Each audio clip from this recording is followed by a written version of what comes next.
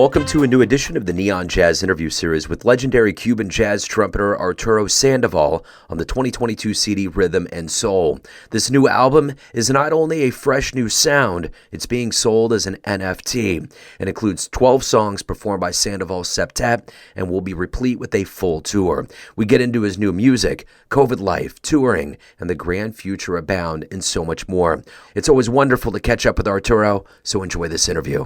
It's so good to catch up with you. Thank you very much for taking a minute out today. Thank you. I got to tell you, the last time you came through Kansas City with Max and the band, and I was telling Max this in an interview about 6 months ago, I've seen a lot of shows in my life. You produced one of the very best shows I've ever seen in my life. It was at the end of the Charlie Parker Week of Festivities. It was wonderful. Oh, thank you so much, man. That made me feel overwhelmed. Thank you so much, man. Absolutely. So you have a wonderful new album out, and I want to know about Rhythm and Soul. I've listened to it. I love it. You got a lot of wonderful players on there. Talk to me about how this album came about. It's a wonderful sound. You know, it's mostly of the tunes, they are brand new tunes I was written during the pandemic, you know. And then that was my kind of remedy, a solution to kill all the dead time, you know. And I was so sad, sitting in home doing nothing. And then I decided to start writing tunes and making videos. I made more than 650 videos during the time, playing mostly new tunes and then, you know, because I must use my dead time, you know, in something productive, and also that gave me the opportunity to stay in touch with people who follow me and appreciate my music, and you know that was a kind of a solution for the problem. How did this pandemic time change you? I know you're a very busy man. You love being in front of crowds, and I can attest to that. How did that time change you now that you're back out in front of fans again? It's terrible because that never happened before in my life. And then I used to be playing, you know, constantly, you know, all over. And for me, that was a terrible thing, you know, to be more than 2 years without playing live, you know, and also affect my playing, because the only way I can survive with the trumpet is when I practice and play gigs. But it doesn't matter if I practice many hours a day. If I don't play gigs, that's a completely different way of preparation and to keep your skill alive, you know. And that really affect me a lot, and I still struggling. I think I'm getting over now because I start playing gigs again, and then I getting back in shape, thanks God. So you got some gigs coming up to kick this album off? Oh yeah, we got a bunch of gigs. We have been doing gigs left and right, you know, all over. Yeah. We just did a week in Washington D.C. I'm sorry, in Seattle, Washington, at the Jazz Alley. And then we going next week, 8 shows, 4 nights at Blues Alley in Washington, D.C. And then we go to Georges in California. And then I go to the University of Georgia. I got a bunch of gigs, man, thanks God, yeah.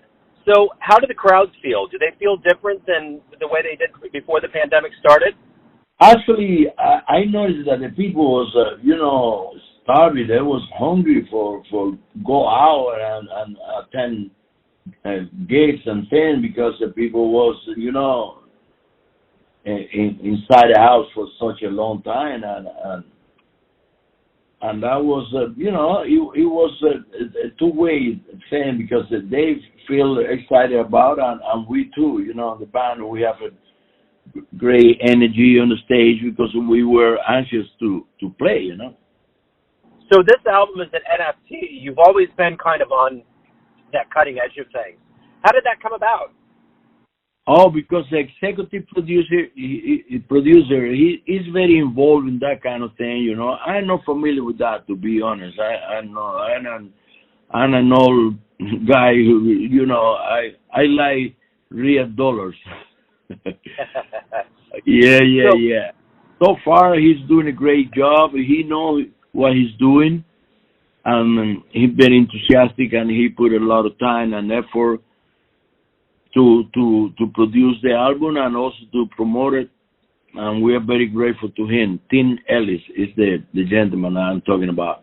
So I noticed a video the other day on Instagram. You ran into Quincy Jones, and it has to be wonderful to be able to run into people again and have great conversations. Oh, man, that was great with Quincy, Vinny Colaiuta, Herbie Hancock, and especially John Williams, man. John Williams, he was so nice with everybody, but he made me cry a couple of times during the session because he stand up from the piano and came to me where I was sitting and hugged me, and I told me a lot of beautiful things that I feel embarrassed to repeat, but he really made one of my happiest day of my life, The one thing that's interesting is that, there's always a perception of what the artist is putting out and what the fan gets from it.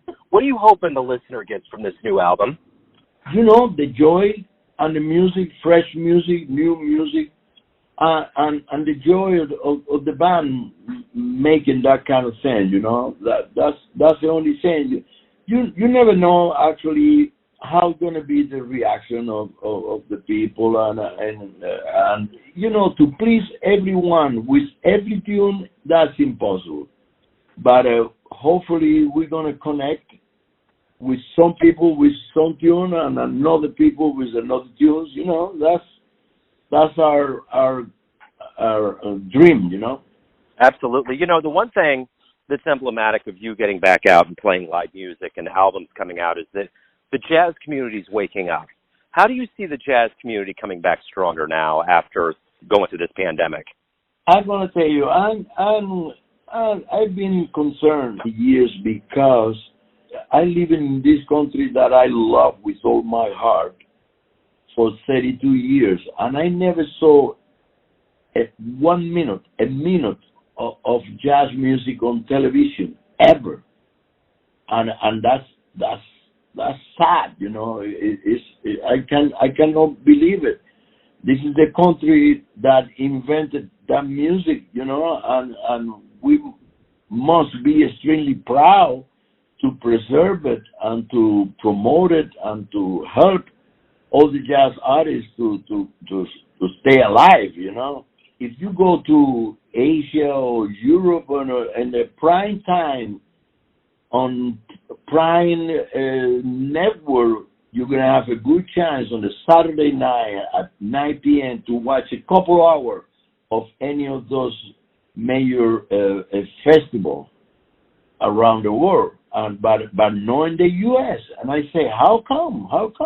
The one thing, too, I'm curious, with your schedule and your itinerary now that things are picking back up, are you going to go harder than you've ever gone before? Are you going to pick things up? Or are you going to kind of go at a pace that you used to before? It's difficult for me to reject any gig. If somebody want me, I'll be there. Arturo, this has been wonderful to catch up with you. Thank you for opening up about the new album. Good luck with it and getting out on the road. It's always a joy. Thank you so much, man. I appreciate your time and your opportunity you gave me to get a little closer to the people and let everybody know that I love music more than ever, and I owe everything to the music. Music saved my life, and I'm going to be, for the rest of my days, very grateful for music. Yes, sir. We're grateful for you. Thank you, Arturo. Thank you, man. Thank you. Have a wonderful day. Thanks for listening and tuning in to another Neon Jazz interview, where we give you a bit of insight into the finest players in Cuba, Miami, Kansas City, and spots all over the world, giving fans all that jazz. Thanks to Arturo for always being so dedicated to the music and making jazz a wonderful place. If you want to hear more interviews, go to Famous Interviews with Joe Domino in the iTunes Store. Visit neonjazz at youtube.com, and for everything Neon Jazz all the time, go to the neonjazz.blogspot.com. Until next time, enjoy the jazz, my friends. I want to tip you off to a wonderful program I found out about. As we expand our reach, we have made some friends out there in the world that love jazz as much as we do. This program is fully endorsed by Neon Jazz. Gerald Albright, Rhea Schneider, Charlie Hunter, Hoop Robillard, Sean Jones, Walter Beasley, Steve Swallow. Something Came from Baltimore is a jazz, blues, and R&B podcast and radio show, and it's not really about Baltimore. Subscribe to the podcast and listen to your favorite artist or future favorite artist. That's Something Came from Baltimore. And be a part of that Be More music scene. Joe Lovano, Jeff Kaufman, Paula Cole, Danuzo Makatani, Ann Passio, Ches Smith. Thumbs Neon Jazz.